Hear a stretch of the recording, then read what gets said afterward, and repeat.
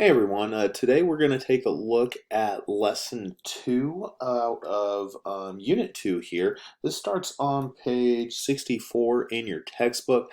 We're doing things a little bit differently with this one where we're not requiring you to do the questions and answers for this lesson. A lot of it is covered from the first lesson and then the successive lessons after this.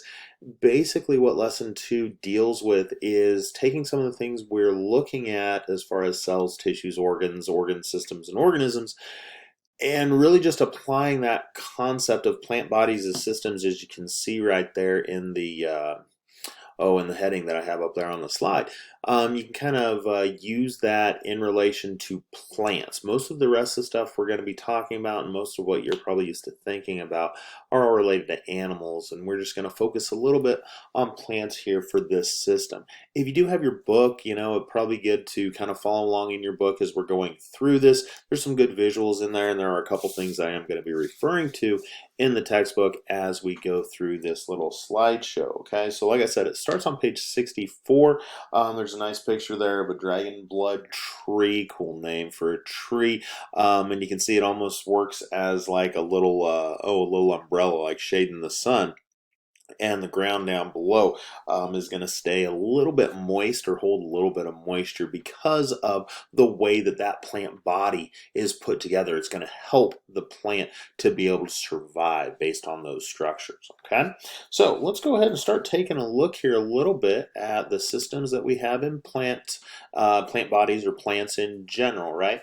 When we looked at the first lesson in this unit, we talked about cells, tissues, organs, organ systems, and then the full organism again. And like I said, we're just going to kind of apply that to plants in general here. So over on page 67 of your book, it kind of goes through these different levels of organization. Just remember that when we're talking about plant cells, we do have those specialized parts for plant cells, okay? So they have all those other things that other eukaryotic cells have, like mitochondria and endoplasmic reticulum and Golgi bodies and all of those things, but plants specifically have a cell wall, thick structural structure around the outside of the cell. They have the central vacuole that holds water, and the water pressure in that central vacuole helps keep the cell wall firm and helps keep the plant upright. And then, of course, chloroplast, where photosynthesis is going to take place. And we'll mention photosynthesis here in just a little bit. Let's see, so you have cells. If you put a bunch of cells together, you get tissues. And in the case of plants, we have three main groups of tissues. We have dermal tissue, and that is used for protection. We'll go into some more detail on vascular tissue here in just a little bit when we talk about transporting materials throughout the plant, mainly in the stem, moving things up and down within the plant. And then ground tissue, which is used for support and storage. So three main plant tissues that we have there. And then you don't tend to think about it, but plants have organs just like animals have organs, okay? We think about a heart, a liver, the skin is an organ in a human.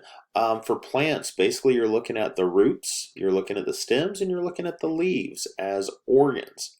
Okay, and then eventually we can put those things together to form organ systems, which is what this next slide deals with. Okay, for our organ systems, things that are above ground we've referred to as shoots. Things that are below ground we refer to as roots. Okay, so the shoots that are above the ground, that'd be like the leaves, the stem, the flowers of the plant, and there can be some other specialized systems that we have there as well. There's a cool example, and we're going to see this in a video as well that you're watching this week. There's a cool example on page 68 in your textbook of the let's see, what was it called? I have honeydew in my head. That's not right. It's called a sundew plant. Okay, the sundew, and it works kind of like a Venus flytrap. Okay, where it will actually capture insects and digest those insects to get extra nutrients. Okay, that's a part of an organ system there with the leaves of that specific plant. Okay.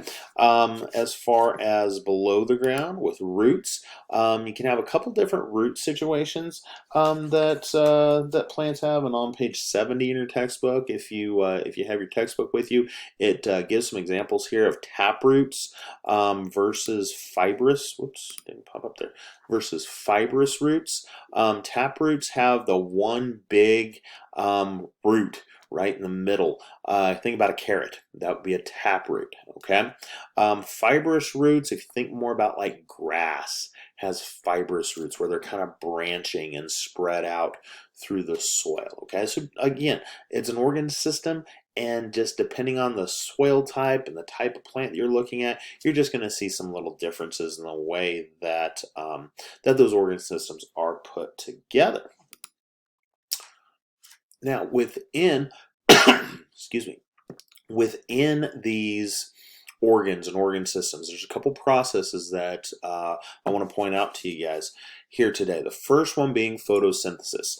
Back on page 69 in your textbook, question number 8 in this lesson talks about inputs and outputs of photosynthesis. Okay, this is the process that plants use to make food. So ultimately, one of the outputs, the thing we're trying to get, is food. In this case, that food is sugar right over here. Okay, with this is a chemical equation for photosynthesis right here that I'm kind of circling around with my pointer. Okay, the things that are on the left side of this arrow, so everything over here to the left, okay, water, carbon dioxide, and sunlight. Those are the things going into photosynthesis, okay? And if we think about this from like the organs, right? Water comes in through the roots. Carbon dioxide, plants do breathe. They breathe in carbon dioxide through little holes in the bottoms of their leaves called stomata. And then the leaves and any green part really also absorbs energy, absorbs sunlight from the environment, from the sun, right? So those are the things going in: water, carbon dioxide, and sunlight. And then all of these things go down into the chloroplast, okay? Chlorophyll in the chloroplast, any green part in a plant basically can do this. The process of photosynthesis happens within the chloroplast, and then the outputs, the things that are made, are on the right side of this arrow here. We make sugar, okay, and glucose, you might have heard of it as glucose. It's like the most simple form of a sugar you can have, but you make sugar and oxygen. Okay, sugar, that's food for the plant, and any extra food for the plant gets stored, and then we could potentially eat it depending on what type of plant you're looking at. And then oxygen is kind of important in this as well. Plants do use some oxygen, but any extra oxygen the plants breathe out, and that goes into our atmosphere. And then we'll see later on that that's kind of important for animals as well. You're probably aware that it's a little bit important for animals. But anyway, make sure that you have some idea about that process of photosynthesis. But there it is, right there. Inputs are water, carbon dioxide, and sunlight. That's what's going in. Outputs, sugar or glucose, and oxygen. All right, I went back for some reason. All right, a couple other processes. Well, I guess it's structures that lead to a process. Okay, our process here is transport. All right, the way this is going to happen, I don't know why that's backing up on me. The way transport is going to happen in a plant are through a couple different structures. The first one is xylem, and the second one is phloem. Okay, basically xylem moves things upward in a plant, phloem moves things downward. Okay, xylem transports water. Okay, so water comes in through the roots and moves in these tubes called xylem up into the rest of the plant, particularly into the leaves where photosynthesis is taking place. Once photosynthesis happens, we said up above that we made sugar. Okay, that sugar is transported back down to the rest of the plant through tubes called phloem. If you've ever seen someone like tap a tree to make maple syrup and the sap comes running out of it, they're tapping into the phloem tubes and getting that sugar, that sap, to come out of there. If you've seen like the branch of a tree get cut and you see some of that sticky sap coming out, that's what we're looking at here, is the sugar that's contained within the phloem. Okay, so xylem and phloem, if we're going to compare that to an animal, That'd be kind of like your circulatory system, right? With the arteries and the veins transporting blood throughout the human or the animal in general. Okay.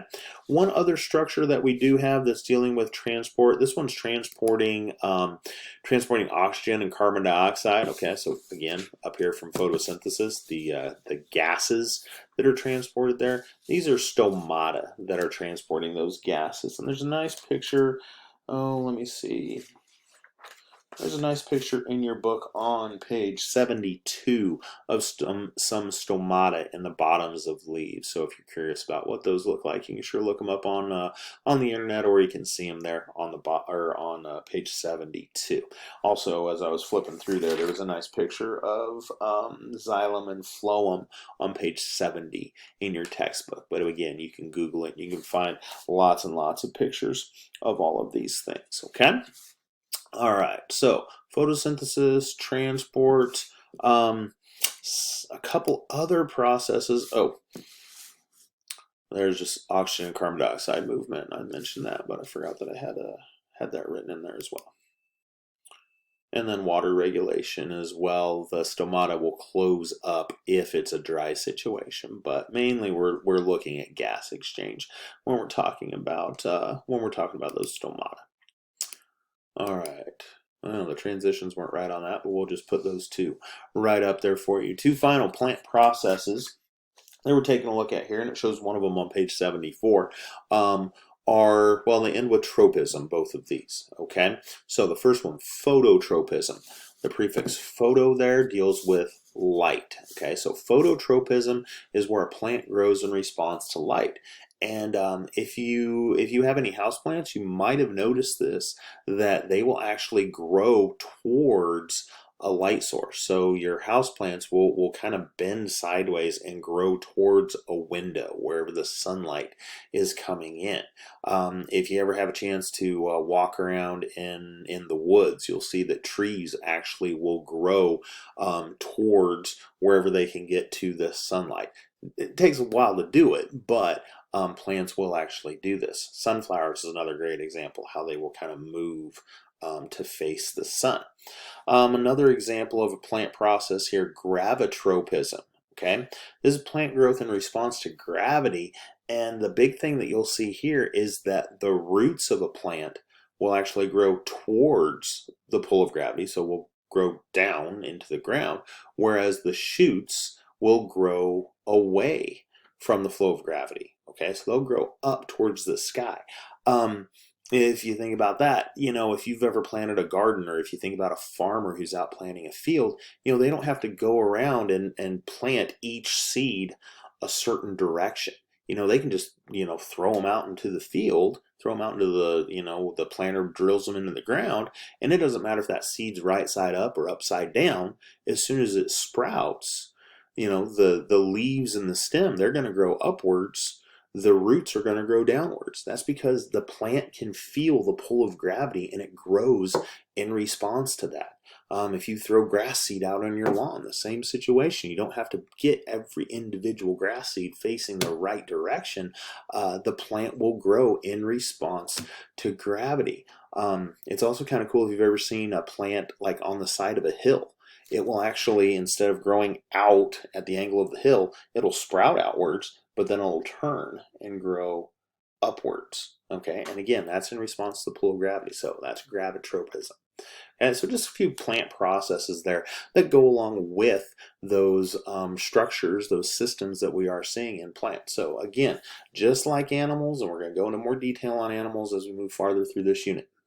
Cells, tissues, organs, organ system, the whole organism. Okay, that organization of those levels, that holds true in plants, and just like humans have organs and organ systems, plants have them as well. Okay, so that basically takes us through lesson 2. As we go farther, again, we'll get into some more systems and some more structures, but probably focus a little bit more on animals, because I think that's just a little bit more familiar to you guys. So there we go for plants.